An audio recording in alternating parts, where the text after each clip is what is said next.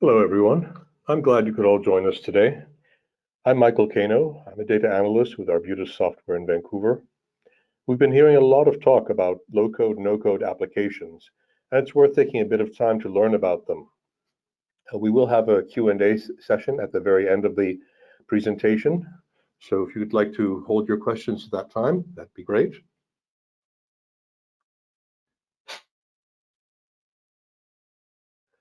Here's some information about our company. We recently released Analyzer version 7, which allows you to use it as a platform for creating low-code, no-code data analytics workflows. We'll take a look at an example of that later on. And here's some detail we'll just skip over. It's my background. Our agenda is as follows. First, we'll explain exactly what is meant by low-code, no-code. We'll take a look at the benefits of low-code, no-code applications. On the flip side, we'll consider the challenges that such applications bring to organizations. Low-code, no-code applications typically have a lot of common characteristics, so we'll review them in detail. And finally, we'll look at some examples of data analytics workflows using Arbutus Analyzer and Arbutus Results Manager. First, the gripping question, what is low-code, no-code? We hear it a lot, and it's one of those terms that just becomes absorbed into our conversations. It's really just automated routines that require little or no programming syntax expertise. One of the most popular classes is robotic process automation, or RPA. Such examples and applications are designed to streamline business or analytical processes for improvements in productivity and accuracy. They can be used for many processes, mainly data analytics, as well as organization-specific processes for business transactions, for example, processing AP or AR transactions. Tax authorities and other government agencies can also benefit from the use of low-code, no-code applications to address the growing number of items that they must process in spite of stable or eroding funding. More prosaically, consider what happens when you program your PVR to record a TV show. You don't need to know the underlying computer code or syntax to be able to accomplish your objective. From a design standpoint, these applications usually consist of icons for activities that are linked in a logical execution progression. It's like a dynamic flowchart.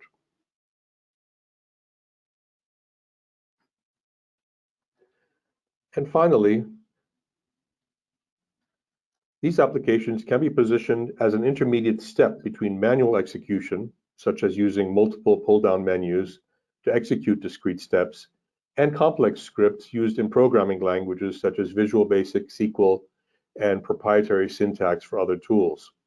So it's a way for people to become familiar with building a logical flow of analytics, for example, to the point that they become confident in their skills and abilities to write scripts and programs. Their use has grown sharply in recent years. Some of that growth can be attributed to COVID, as well as a shortage of affordable programmers. Because of their simplicity and in their design, it's possible for someone to create these when they're not connected to the network or physically in the office. Plus, there have been shortages of programmers in recent years in certain areas.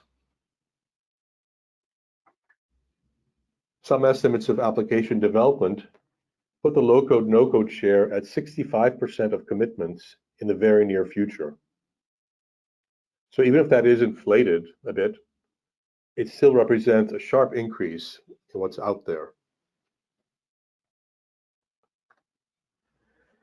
So software companies have invested a lot of time, effort, and money to bring these tools to market. What are some of the key benefits? First, they're generally user-driven. The user has a good idea of what he or she needs and wants, so it's logical to consider the design from her standpoint.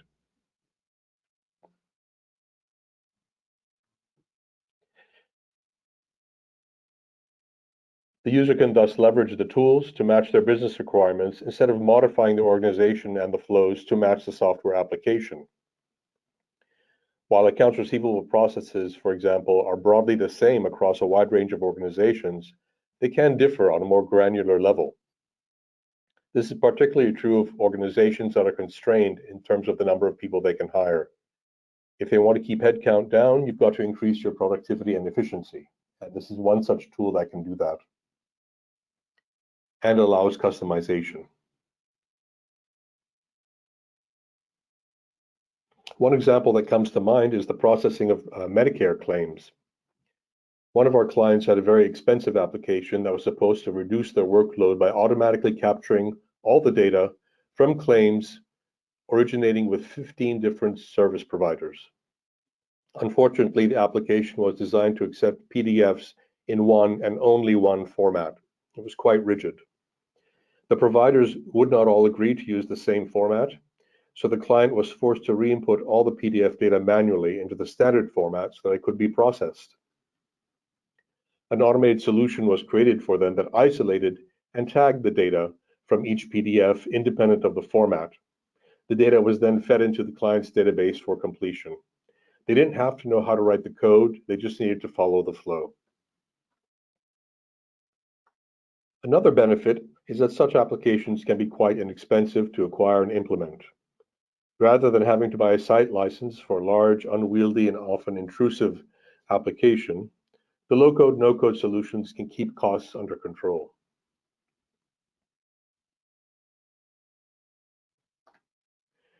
The simplicity of such solutions also makes them available in a relatively short timeline. They've also enabled non-coders to be brought into an organization when programmers are unavailable or unaffordable.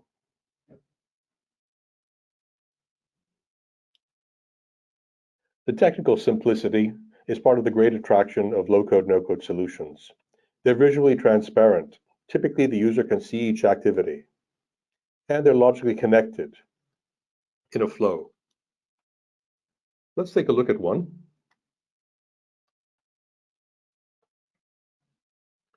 So here, for example, we can see the logical flow. Source files, transformations, commands, all the way down to the output.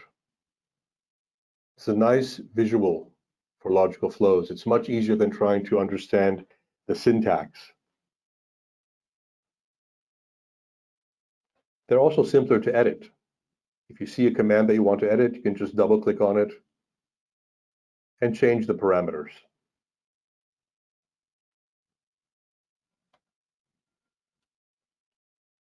And as I mentioned earlier, they support user development towards complex syntax-driven automation. So your citizen developer can grow and become someone who's more technically competent and able to create more complex solutions. Okay, that's the good news. What are some of the important challenges that are part of the baggage of low-code, no-code applications? First, there needs to be some understanding of logic, parameters, and commands. You can't just go in there and tell it what to do. You can drag and drop commands and nodes into it, but you have to know what's going on behind the scenes. You have to know what the parameters are of the command, or even which command to use.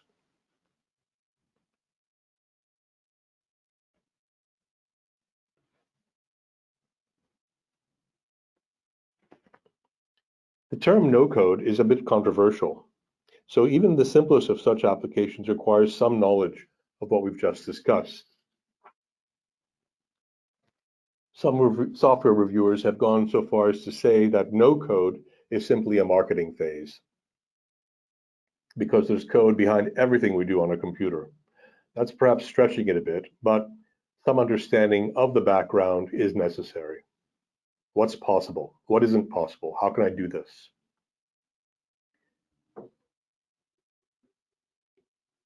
Second, unregulated and uncoordinated creation and deployment of low-code, no-code automation can lead to a Wild West environment where everyone does as they please. I've come across several examples where the management did not conduct rigorous oversight. So there was myriad and undocumented applications being developed. Everyone did their own thing. And as far as the management was concerned, it was a box they could tick. This, we can label it as done. We don't know how it was done. We don't know if the process was the correct one or valid, or if it encountered any issues. We're just relying on the person to tell us if it does. So that kind of environment may impact mission critical systems. So if you're a user who is attached to the production database, you could have an impact on the production database, which no one wants to see happen. The danger of that was brought home to me early in my career. I wrote a script that I thought was terrific. When I ran it, it completely filled the hard drive of my computer in about 1 second, merrily creating data without any limitation beyond the physical. So my arrogance and the lack of a QA environment combined to teach me a lesson I've never forgotten. Luckily, I was not connected to a network at the time. Otherwise, I'd have probably had to find a professional where I could do less damage. We were able to recover the laptop and save it. Just meant reformatting the entire hard drive. So IT departments may show resistance. They're understandably concerned when applications are developed that can access or impact major systems. It's a good idea to solicit their input as your department explores the possibilities of using low-code, no-code platforms if you're going to be touching any of the important data, either the production data or a data warehouse. Make sure you get the IT department on your side. This leads us to the issue of governance. It'd be irresponsible for any leader to tolerate such a minefield of potential disruption. Someone has to own it and put rigorous controls in place to ensure that random acts of applications are QA'd as much as possible. As a part of that, it requires up-to-date documentation. Documentation is usually the last thing people think about when they create applications or make modifications to systems or processes that are already ongoing. It does need to be front and center.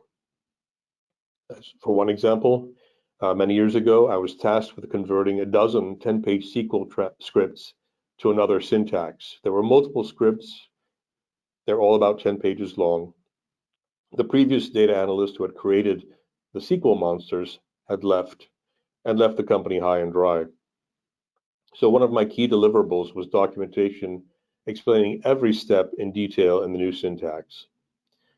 This is absolutely necessary for supporting and sustaining the institutional memory, as well as realizing and maintaining the return on the investment.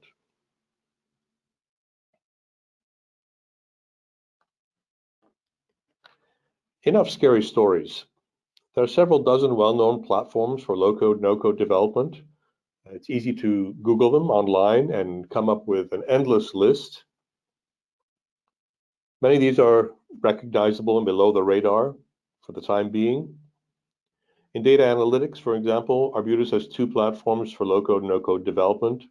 They're focused on building workflows for use in identifying and managing audit exceptions as well as other business areas. So we've got Arbutus Analyzer and Results Manager. Other examples that are out there and very popular, you've got Alteryx, Salesforce, Slack, and Appian and Microsoft. So some of these names are familiar, some are not. So these are out there and they're available. It just depends very specifically on how you want to do your work, and what you want to accomplish. Do I want to build a workflow? Do I want to build an analytical workflow? Do I want to build a management processing workflow? What exactly am I after? Luckily, there are literally dozens of organizations that can take you in the right direction.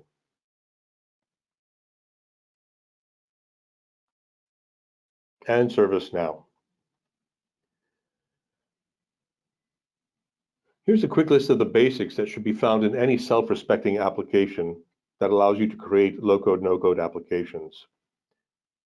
First, there's a canvas, drag and drop tools, a log, execution confirmation, and annotation. These have been, I found them to be pretty common in most of the platforms where you're building workflows. Some have some of these elements, some might miss a few, some have lots of other elements to them, but these are pretty common. And we'll take a look at them in detail later.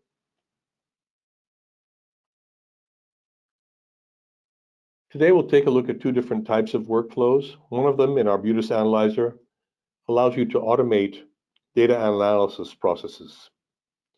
The second, which is found in Arbutus Results Manager, allows the user to create processes for exception resolution. That's where you can create users, groups, and activities, and create a logical workflow. And this includes a dashboard for tracking the progress from the management's perspective. Where are we on our timeline? What's been done? What's still left to be done? What's the holdup? Is there any particular person that has a large burden of activities that they're trying to work with? Let's start with Arbutus Analyzer. Workflows were added in version 7, which was released a few months ago. Here are the main elements. This is what the user interface looks like. First, there's the canvas. That's the construction site where the user adds commands and connects them to each other in the logical flow. Next, we have the drag and drop tools, which are pulled into the canvas. And finally, we have the log. So those are the three main elements that we see in front of us. And let's take a look at how we can build one.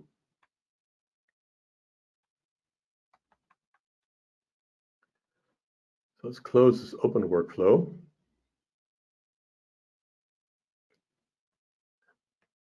And let's say we want to just test journal entries. So we can create a new workflow.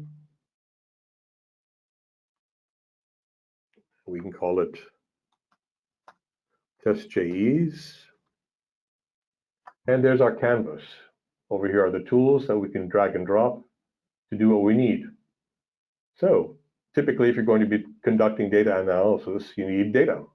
So let's say we want to compare our journal entries to holidays to see which journal entries were posted on holidays, particularly manual journal entries, because having them posted on a holiday is a red flag. So we can select table, drag it in here, and drop it. And it says, what are we looking at? What table do we want to look at? We'd like to see the journal entries. We click open. It's not open. It's going to open it when it actually executes the workflow. The other file we need is holidays. Let's say they're in a spreadsheet that hasn't been imported yet into Analyzer. We can go to the import, drag that in, and we'll see the familiar dialog. It lets you select the table you need. We want the holidays 2021. Next, it's an Excel spreadsheet, and it just confirms the data. Well, as we said at the beginning, we want to join these two so we can see which journal entries occurred on holidays. So we want to use the join command. The join command is in the combine area. So we click and drag the join out here. As you can see, it automatically links up. And so the primary file is the one that's connected to the upper connector. The secondary is connected to the lower connector of the join icon.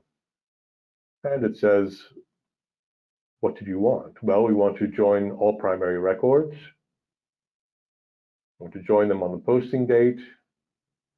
In the holiday file, we want the holiday date to be the key field. We'd like to see all the primary files in the output. And from the secondary file, the holidays, we'd like to see the description of the holiday. That's what will be in our output. Click OK. And then finally, do we want to write this result to a new table in Arbutus? We just click on the save icon, drag it over there. We can call it JEs with holidays. And there we have it. So that's a simple workflow. We have the log down here. Let me bring that up a bit. So you want to test your workflow. Nothing has been executed yet. You can save it. And then you can test drive it. You can click on the Run Workflow Changes, which means everything, because we've added everything in this one step. Click on it. It executes. And down here, we have the log that contains all the steps that we executed. So that looks familiar. So everything's been logged. And you can see the confirmation that each step has been logged. You can see a green check mark indicating that each step was run successfully. And below you can see the number of records in each file. So we started with about 10,000 journal entries, 10 holidays, about 10,000 journal entries in the output, to the JEs with holidays. And there's the file that was created. We can open that file. We can go to the description field, which describes the holiday in question. Filter out the blank ones, and you can see the number of holidays have been tracked. You can quickly run classify to see how many holidays were detected, 420, and the breakdown. So that's how it runs. It's pretty familiar.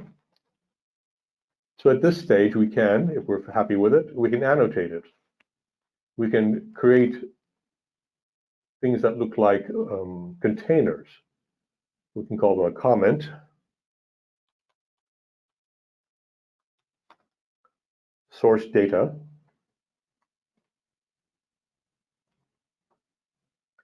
And we can drag it, position it over the source data, resize it, and we can change various elements. We can change the text color. You can even change the background. So if you're really an artist on the inside, there's a lot you can do here to express your creativity.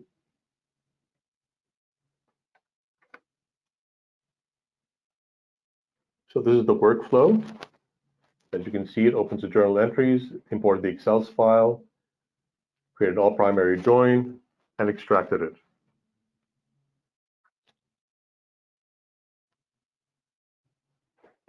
Now, if you realize, let's say that you made a mistake. Instead of an all primary records, you'd written only matched primary records. And here's the value of having the number of records identified for you.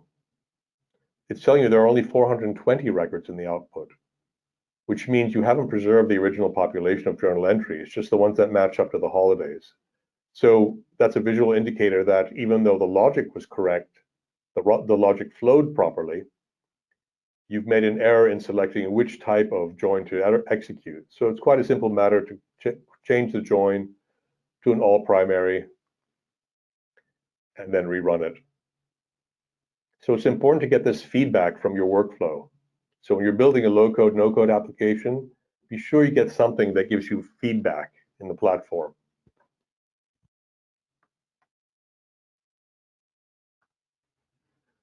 And this is what they look like in the overview. They have a nice new icon indicating them. And they're independent objects with an AWF extension, so they can be shared. If you want to share one of these with one of your colleagues, you can just email the object to them. And the logs are stacked below each of the workflow they're associated with. So every time you execute the workflow, it generates a log for that execution. They're date time stamped.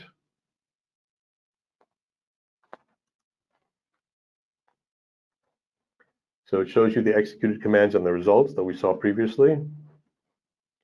And the red ones indicate a failed execution. It crashed at some point. So this is a very useful tool. So you need to be told by your application, low code, no code, that something has gone wrong with it. So this will help you design improvements. So it supports debugging. And also you can add the log to the work papers. So if you're working on a specific task, you can throw that into your work papers along with the workflow itself.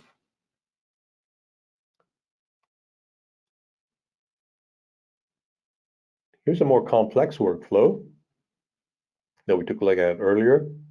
You can expand the screen horizontally and vertically to see it in all its glory, and scroll up and down. It's a simple matter to move things around if you need to. So if you decide you want to move this one out a bit because you want to add a command between these two, you can just click, select the node, pull it out to where you want it, release, and save.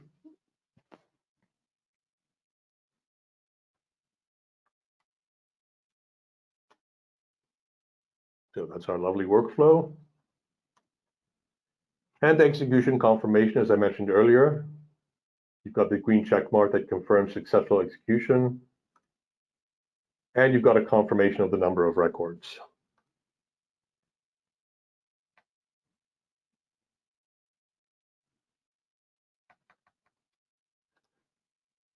In Arbutus Results Manager,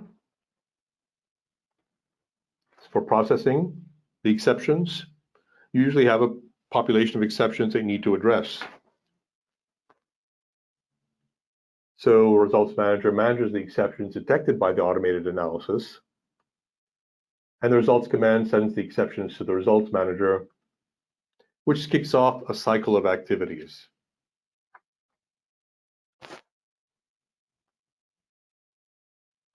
And the workflow controls the flow of the exceptions data through the organization. So this is typically what it looks like. It's got drag and drop, where you drag nodes into the workspace. And here's a close-up. It's looking at segregation of duties issues.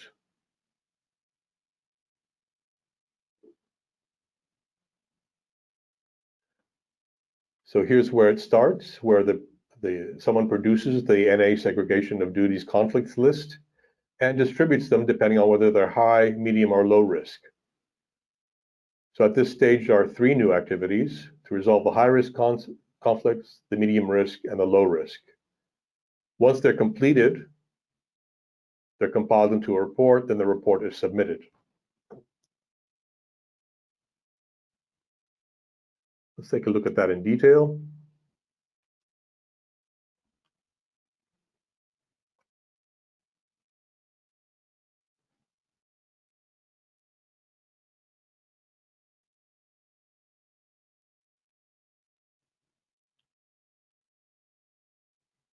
We log in.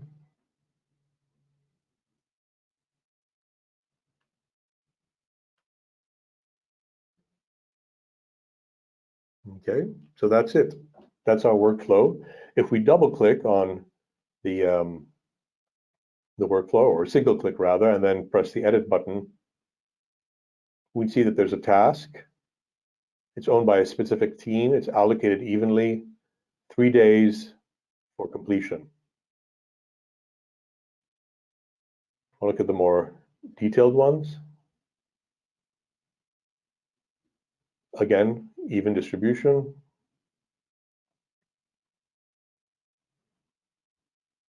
And the medium risks are delegated to specifically one person, and so on.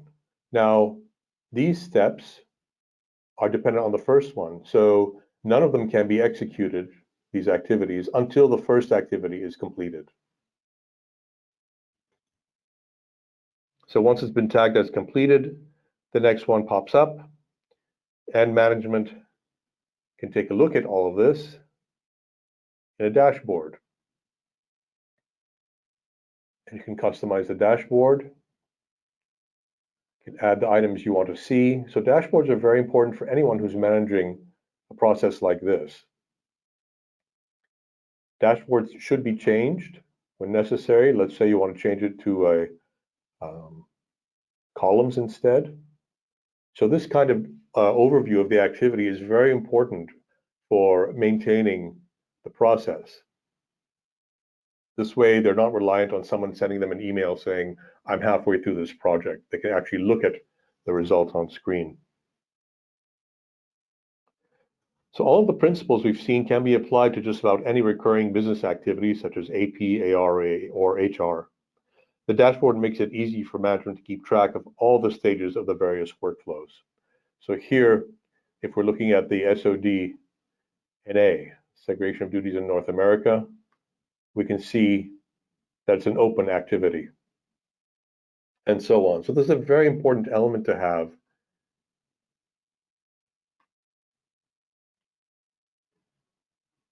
when you're using a low-code, no-code application.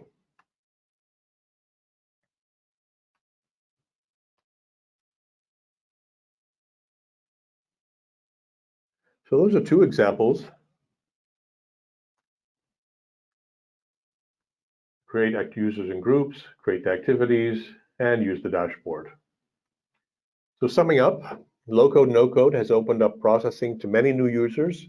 So it enables even small organizations to create the applications that's necessary for them to function. Good governance is important for the organization's security. And the workflows have become common at all levels of an organization, including internal audit. And as we mentioned earlier, they're a stepping stone to career development for someone who wants to be interested, who's interested in data analytics as a career for creating coded programs that are more complex.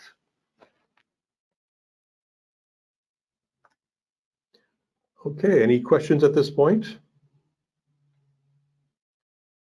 You can see some here. And if you have any questions, of course, you can come to me at any time.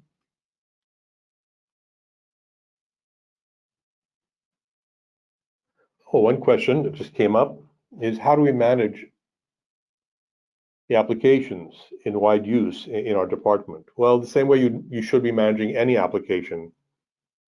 Management usually is worried about the risks, and so you want to make sure that it's demonstrated to be safe. Next question, can we use Results Manager to manage exceptions that don't originate in Arbutus Analyzer? The answer there is yes. So it depends on what format your data is in, but the answer is a yes, and you can contact us for more details if you want to do that. And can we use the analyzer workflows to do anything that we can now do in a script?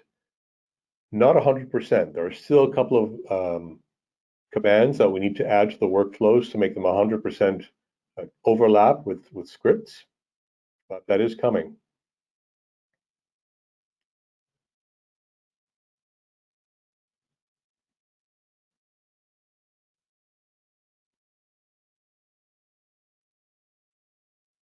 Okay, and one question, amazing features, this Arbutus Analyzer Plus? Yes, it's version 7, which is Arbutus Analyzer Plus. And someone is reporting that their workflow is grayed out on the app. It's not the version that's the issue, it's probably your activation key that's the issue. So you might want to contact our tech support to make sure you've got the right activation key. And I'm sure they'll fix it. We've run into this with actually internally. Okay. Any other questions? No? Okay, well, I've enjoyed this presentation. I'm glad you hung around to see what it's all about. And if you have any further questions, feel free to reach out to me afterwards. You've got my email address, and I'm also on LinkedIn. If that's all we have, then thank you very much.